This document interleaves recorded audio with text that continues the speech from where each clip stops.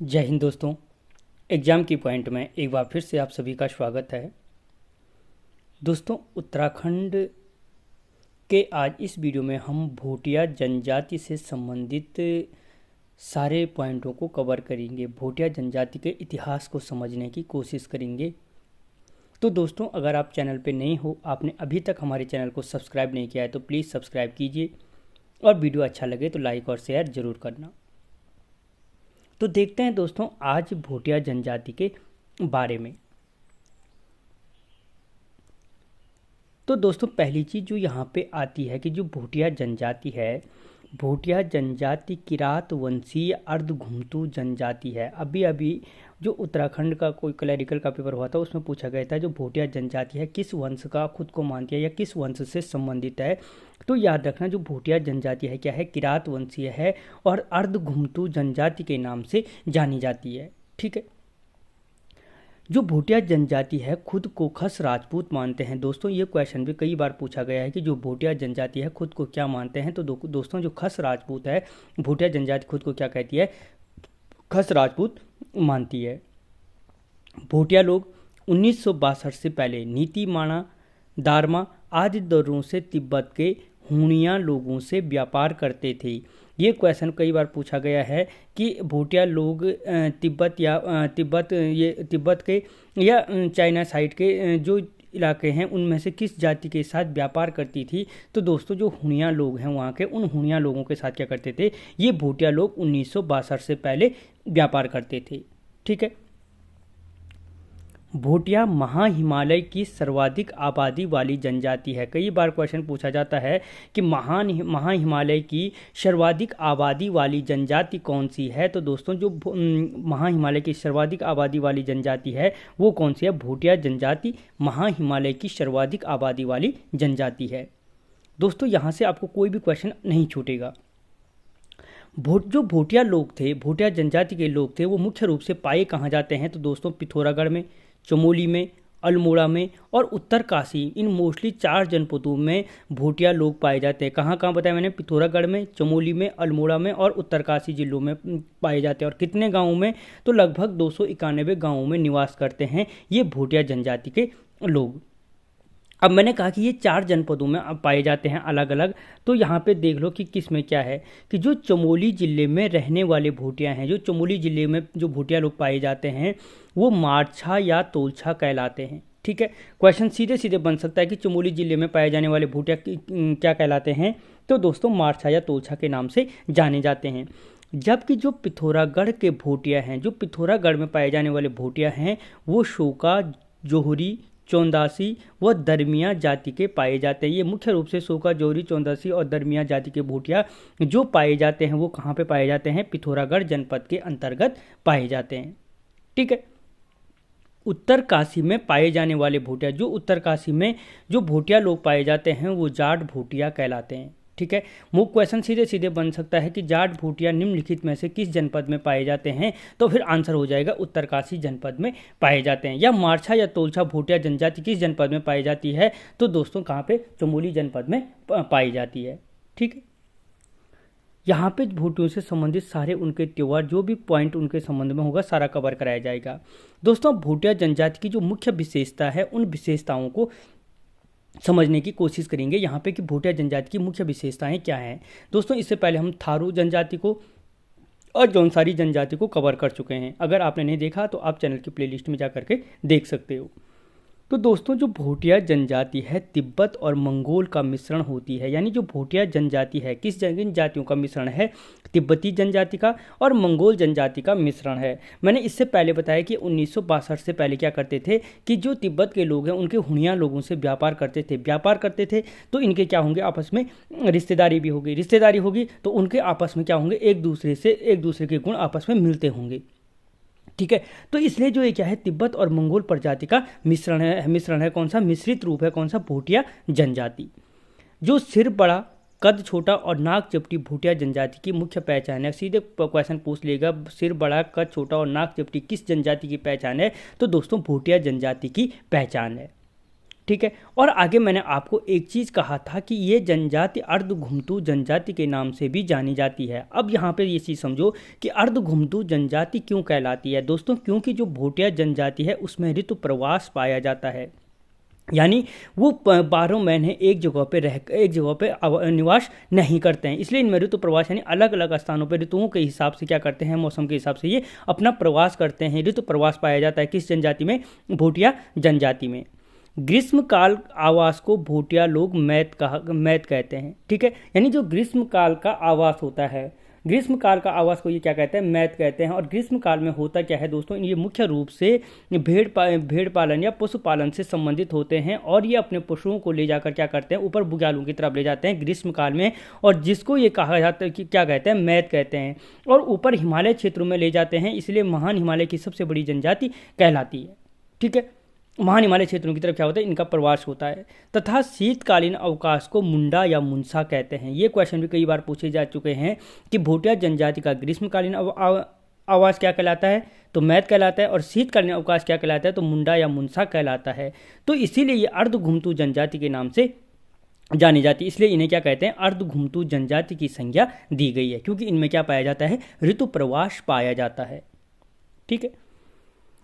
अगला जो भोटिया जनजाति से संबंधित है कि भोटिया जनजाति स्वयं द्वारा निर्मित शराब को छंग कहते हैं। जो भोटिया जनजाति है, भोटिया जनजाति अब स्वयं द्वारा निर्मित शराब को क्या कहते हैं, छंग कहते हैं। और दोस्तों मुझे कमेंट बॉक्स में बताना कि अब स्वयं द्वारा निर्मित शराब को जाट कौन कहते हैं, ठीक है। तो जो भोटिया जनजाति स्वयं द्वारा निर्मित शराब होती है उसको क्या कहते हैं, छंग कहते हैं। और भोटिया जनजाति का, लेकिन जो भोटिया जनजाति का मुख्य पेय पदार्थ है वो क्या है, ज्या है, ठीक है। जो मुख्य पेय पदार्थ है वो क्या है, ज्या इनका मुख्य पेय पदार्थ है भोटिया जनजाति का, ठीक है। अगला जो दोस्तों यहाँ पे बात करेंगे भोटिया जनजाति की विवाह प्रथाएं, कि जो भोटिया जनजाति में विवाह प्रथाएं हैं वो कौन कौन सी हैं। तो दोस्तों भोटिया जाति में दामोल व तत्सत विवाह प्रथा पाई जाती है। कौन कौन सी बोली मैंने, जो भोटिया जाति है, भोटिया जनजाति है, भोटिया जनजाति में क्या क्या बोली मैंने, दामोल और तत्सत विवाह प्रथाएं पाई जाती हैं, ठीक है। दामोल प्रथा के अंतर्गत जो दामोल प्रथा है, जो भोटिया जनजाति में क्या है, दामोल प्रथा है। इस दामोल प्रथा के अंतर्गत भोटिया जनजाति क्या करती है, बाराती वर के नाम पर ही दुल्हन को ले जाते हैं। आपने पहले भी सुना होगा कि लोग कहते थे कि लड़का घर नहीं रहता था और शादियां हो जाया करती थी, तो वही चीज़ इनमें भी था कि इनमें क्या था कि लड़का हो न हो, लेकिन लड़की को बता दिया जाता था कि तेरी शादी इसके साथ हुई है, और आज बाराती गए और उस दुल्हन को लेके घर आ गए, लड़का आता रहेगा घर। अब सोचो अगर तुम्हारे साथ ऐसा हो जाए कि तुम आराम से तैयारी कर रहे हो देहरादून में बैठ के यहाँ, और घर पे तुम्हारे घर वालों ने तुम्हारी शादी कर दी हो, ठीक है। तो यानी वो दामोल प्रथा क्या थी, इन भोटिया जनजातियों में प्रचलित थी, ठीक है। और जिससे पहले हमने थारुओं का देखा था, क्या क्या था, बदलाव विवाह प्रथा, जिसके तहत आदान प्रदान किया जाता था। और 3 ठिठ की विवाह प्रथा थी, किसकी, थारू जनजाति की प्रमुख विवाह प्रथा थी। जबकि बहुपति विवाह प्रथा का प्रचलन था किसमें, जौनसारी जाति में। और जो दामोल और तत्सत विवाह प्रथा है वो पाई जाती है किसमें, भोटिया जनजाति में। तो इन सबको अंतर, एक दूसरे जनजातियों में डिफरेंस समझते जाना कि किसमें कौन सी प्रथा है।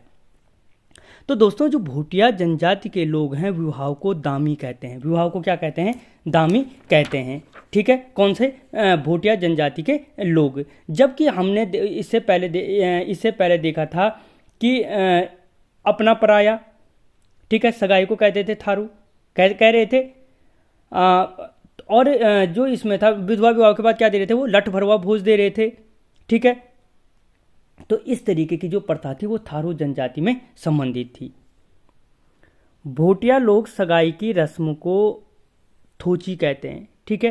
जो भोटिया लोग हैं सगाई की रस्म को क्या कहते हैं, थोची कहते हैं। जबकि जो थारू लोग थे वो क्या कह रहे थे, अपना पराया के नाम से अपना पराया कह रहे थे, ठीक है। अपना पराया क्या कह रहे थे, सगाई की रस्म को। जबकि भोटिया क्या कह रहे हैं, थोची उसी रस्म को कह रहे हैं। इसलिए दोस्तों इनको समझने के लिए आपको एक चार्ट बनाना पड़ेगा, जहाँ पे थारू, भोटिया, राजी, बोक्सा, जौनसारी, इनकी किसकी विवाह को क्या कहते हैं, इससे आपको अच्छे से समझ में आ जाएगा, ठीक है। या तो फिर जहाँ पे थोची है वहीं पे अपना पराया है, ठीक है, कि ये अपने विवाह प्रथा को क्या कहते हैं। अगली चीज जो आती है दोस्तों, पहले बेटियों में युवा ग्रह या रंगभंग प्रथा का प्रचलन था। कई बार क्वेश्चन पूछा जाता है कि रंगभंग प्रथा या युवा ग्रह का संबंध किस जनजाति से है, तो भोटिया जनजाति से है। और दोस्तों जो ये युवा ग्रह या रंगभंग प्रथा थी, इसमें होता क्या था कि इसके अंतर्गत गांव के बाहर घर बनाया जाता था। ठीक है, गांव के घर बाहर घर बना दिया और इसमें अविवाहित युवक युवतियां शामिल हुआ करती थी। ठीक है, कि जितने भी कुंवारे हैं उनको उस घर में उन घरों में रख दिया जाता था। तो वो जो प्रथा थी वो युवा ग्रह या रंगभंग प्रथा थी, रंगभंग प्रथा थी। लेकिन वर्तमान समय में भोटियों में ये प्रथा का प्रचलन नहीं है। स्वारा शब्द का प्रयोग भोटिया लोग अपने रिश्तेदारों के लिए करते हैं, यानी जो भोटिया लोग होते हैं वो अपने रिश्तेदारों के लिए किस शब्द का प्रयोग करते हैं, तो दोस्तों स्वारा शब्द का प्रयोग करते हैं क्या, भोटिया लोग। ठीक है, अगला क्वेश्चन दोस्तों, यहाँ पे विवाह के अवसर पर भोटिया जनजाति द्वारा पोणा नृत्य किया जाता है। ठीक है, यानी जो पोणा नृत्य का संबंध है वो किस जनजाति से है, तो भोटिया जनजाति से है। और यह मुख्य रूप से एक युद्ध नृत्य है। यानी अगर क्वेश्चन बनता है कि भोटिया जनजाति द्वारा किया जाने वाला जो पोणा नृत्य है क्या, किस प्रकार का है, युद्ध नृत्य है, बैर नृत्य है या श्रृंगार नृत्य है, ठीक है, हास्य नृत्य है, तो दोस्तों याद रखना ये क्या है, एक युद्ध नृत्य है जिसमें एक हाथ में रुमाल बांधकर किया जाता है। जो पोणा नृत्य है उसमें क्या करते हैं, एक हाथ में रुमाल बांधकर जो नृत्य करते हैं, कौन सी जनजाति, भोटिया जनजाति द्वारा किया जाता है पोणा नृत्य। ठीक है, इसके बाद दोस्तों भोटिया जनजाति की जो धार्मिक व्यवस्था है, भोटिया जनजाति की धार्मिक व्यवस्थाएं क्या क्या हैं, कि भोटिया जनजाति के लोग भूम्याल देवता की पूजा करते हैं। यानी अगर पूछा जाए कि भूम्याल देवता का संबंध किस जनजाति से है, तो दोस्तों भूम्याल देवता का संबंध किस जनजाति से है, तो भोटिया जनजाति से है। ठीक है, किस जनजाति से है, भोटिया। जबकि हमने थारू में देखा था खड़काभूत और पछावन देवता की पूजा कर रहे थे। किसकी, खड़काभूत और पछावन देवता की पूजा कर रहे थे, कौन से, थारू लोग। जबकि जो हनोल के महासू देवता हैं, महासू देवता या जागरा का त्यौहार किससे संबंधित था, अठोई हो गए, नुड़ाई हो गए, भिरोली का त्यौहार हो गए, मरोज उत्सव हो गए, ये सारे त्यौहार किसके थे, जौनसारी जनजाति के थे। ठीक है, और जो भूम्याल देवता का संबंध है किस जनजाति से है, भोटिया जनजाति से है। बुग्यालों में चरने वाले पशुओं की रक्षा के लिए भोटिया जनजाति द्वारा घंटाकर्ण देवता की पूजा की जाती है। यानी जो घंटाकर्ण देवता की पूजा है वो भोटिया जनजाति क्यों करती है, कि बुग्यालों में चरने वाले पशुओं की रक्षा के लिए। क्वेश्चन सीधे पूछा जा सकता है कि बुग्यालों में चरने वाले पशुओं की रक्षा के लिए भोटिया जनजाति किस देवता की पूजा करती है, तो आंसर हो जाएगा घंटाकर्ण। ऑप्शन में दे देगा भूम्याल देवता, घंटाकर्ण देवता, साईं देवता। ठीक है, तो किस देवता की पूजा करते हैं, घंटाकर्ण देवता की पूजा करते हैं। जबकि जो खोए पशु हैं, जब इनके बुग्यालों में पशु खो जाते हैं, उन खोए पशुओं का पता लगाने के लिए भोटिया जनजाति द्वारा साईं देवता की पूजा की जाती है। यानी जो साईं देवता की पूजा की जाती है वो क्यों की जाती है, कि जब इनके बुग्यालों में पशु खो जाते हैं, उन पशुओं का पता लगाने के लिए साईं देवता की पूजा की जाती है। ठीक है, भोटिया जनजाति द्वारा प्रत्येक 12 वर्ष में कंडाली उत्सव मनाया जाता है। ठीक है, जो पहली चीज़ कि कंडाली उत्सव या किरजी उत्सव किस जनजाति द्वारा मनाया जाता है, तो भोटिया जनजाति द्वारा मनाया जाता है। कितने वर्ष में मनाया जाता है, तो 12 वर्ष में मनाया जाता है। ठीक है, और किस जाति से संबंधित है, तो भोटिया जनजाति से संबंधित है। मृतक की आत्मा शांति के लिए, जब कोई व्यक्ति मर जाता है उसकी आत्मा की शांति के लिए भोटिया जनजाति द्वारा गवन संस्कार किया जाता है। ठीक है, जो गवन संस्कार है वो किसके लिए, मृतक की आत्मा की शांति के लिए भोटिया जनजाति द्वारा किया जाता है। तथा भूमो संस्कार नवजात बालक के जन्म के 3 माह बाद किया जाता है। ठीक है, अब ये दोनों अलग अलग हैं दोस्तों। आपको पूछ देगा कि भूमो संस्कार भोटिया जनजाति द्वारा कब किया जाता है, क्यों किया जाता है, मृतक की आत्मा की शांति के लिए, खोए पशुओं को पता लगाने के लिए, बुग्यालों में पशुओं को की रक्षा के लिए, या नवजात बालक के नवजात बालक के होने की खुशी में। तो दोस्तों याद रखना, भूमो संस्कार जो किया जाता है नवजात बालक के जन्म के 3 माह बाद किया जाता है, और मृतक की आत्मा की शांति के लिए गवन संस्कार किया जाता है। ठीक है, अगला जो चीज़ बात करें हम भोटिया जनजाति के संबंध में दोस्तों, तो जो भोटिया जनजाति की आर्थिक और सांस्कृतिक परंपराएं हैं क्या क्या हैं।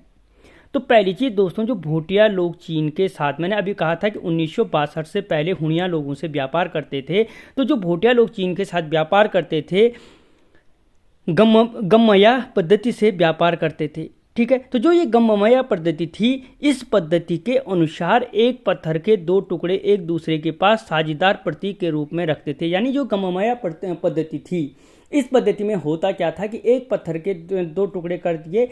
अब आपने मूवियों में भी देखा होगा, आज पत्थर नहीं होते, आज नोट होते हैं। जितने भी ये स्मगलर होते हैं उनके पास क्या होते हैं, दो नोट के एक नोट के दो पीस होंगे और जिसके पास उसका दूसरा टुकड़ा होगा वही उसका क्या है, व्यापारी साझेदार है। तो सेम वही प्रथा थी वहां पे, नोट की जगह पे यानी पत्थर का प्रयोग किया जाता था। भोटिया जनजाति झूम खेती की भांति काटिल विधि से खेती करती है। यानी जो काटिल विधि से खेती है किस जनजाति द्वारा की जाती है, तो भोटिया जनजाति द्वारा काटिल विधि से क्या की जाती है, खेती की जाती है। भोटिया जनजाति का मुख्य वाद्यंत्र हुड़का है। यानी हुड़का मुख्य वाद्यंत्र किसका है, भोटिया जनजाति का जो मुख्य वाद्यंत्र है वो कौन है, हुड़का है। दोस्तों तुबेर, बाजू, तिमली भोटिया जनजाति के लोकगीत हैं। यानी अब पहले तो वो पूछता था कि तुबेर, बाजू, तिमली हैं लोकगीत, लोक नृत्य इस तरीके से, लेकिन वर्तमान समय में तो पूछ चला जाएगा कि तुबेर, बाजू और तिमली किस जनजाति के लोकगीत हैं, तो आंसर हो जाएगा भोटिया जनजाति के लोकगीत हैं। और तिमली लोकगीत, जो इनमें से तिमली लोकगीत है वो सामाजिक विषय पर आधारित है। और डीप जाएगा तो याद रखना, जो तिमली लोकगीत है वो क्या है, सामाजिक विषय पर आधारित है, जबकि जो बाजू लोकगीत है वो वीर रस पर आधारित है। ठीक है, तिमली हो गए सामाजिक विषय पर आधारित और जो बाजू हो गए वो वीर रस पर आधारित लोकगीत है। ठीक है, अगला क्वेश्चन दोस्तों, यहाँ पे जो अगली बात करें भोटिया की जाट पर उपजाति।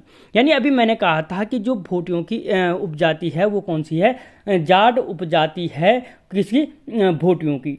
ठीक है, भोटियों की उपजाति है कौन सी, जाट उपजाति। और जो मुख्य रूप से कहाँ पे पाई जाती है, उत्तरकाशी जनपद में पाई जाने वाली जो भोटियों की जनजाति, भोटियों की उपजाति है वो जाट के नाम से जानी जाती है। अब यहाँ पे हम उस जाट उपजाति के बारे में देखेंगे कि उत्तरकाशी में पाए जाने वाले जो भोटिया हैं जाट कहलाते हैं। यानी जो जाट भोटिया हैं वो कहाँ पाए जाते हैं, उत्तरकाशी जनपद में पाए जाते हैं। और जो ये जाट होते हैं ये अपने को जनक का वंशज मानते हैं। किसका वंशज मानते हैं, जनक का वंशज मानते हैं और बौद्ध धर्म के अनुयायी होते हैं।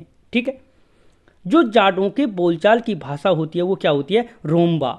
ठीक है, यानी जाटों की बोलचाल की भाषा क्या है, रोम्बा है। और जाट लोग ब्राह्मण को लामा कहते हैं। ठीक है, जो जाट लोग हैं वो ब्राह्मण को किस नाम से जानते हैं, लामा के नाम से जानते हैं। मुख्य रूप से आपने इन तिब्बतियों का सुना होगा लामा। ठीक है, तो ये क्या है, अपने को जनक का वंशज मानते हैं, बौद्ध धर्म के अनुयायी होते हैं, इसलिए ब्राह्मण को क्या कहते हैं, लामा कहते हैं। इतना दिमाग में क्लियर कर देना, याद रखने की जरूरत नहीं है। लामा सिर्फ ये समझ लो बौद्ध धर्म के अनुयायी हैं तो ब्राह्मण को लामा ही कहेंगे।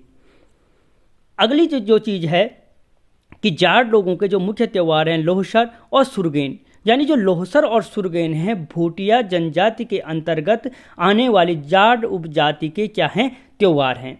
जो लोहसर त्यौहार है वो बसंत पंचमी को मनाया जाता है। यानी इनमें से जो लोहसर का त्यौहार है वो जाट लोग कब मनाते हैं, बसंत पंचमी को मनाते हैं।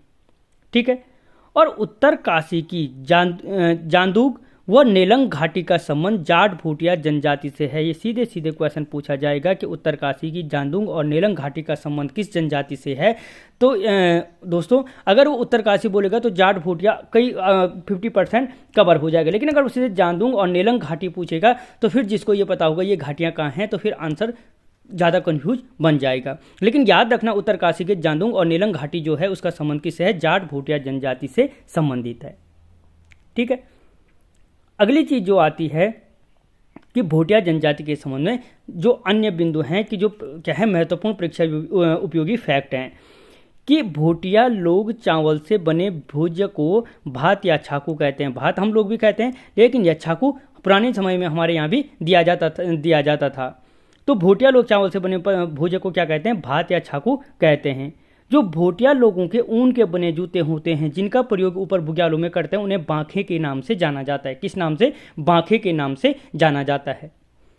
आभूषणों को भोटिया लोग शाली पुल्ली कहते हैं। यानी अगर पूछा जाए कि भोटिया जनजाति में शाली पुल्ली है रिश्तेदार विवाह की प्रथा तो क्या कहते हैं, ये क्या है, एक आभूषणों को क्या कहते हैं, शाली पुल्ली के नाम से जाना जाता है।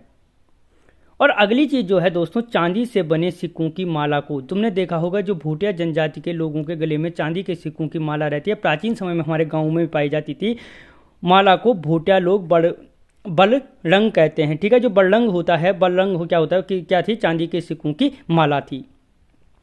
और बिरावली व पतेली बाली आभूषणों का प्रयोग भूटिया स्त्रियां सिर पर करती हैं। जो बिरावली है और पतेली बाली है, उन आभूषणों का प्रयोग भूटिया स्त्रियां क्या करती हैं, सिर पर करती हैं। ठीक है, तो दोस्तों यहाँ पे हमने भूटिया जनजाति से संबंधित सारे फैक्टों को कवर किया। आपको कैसा लगा मुझे कमेंट बॉक्स में बताना। मिलता हूँ एक अगले वीडियो में, तब तक जय हिंद।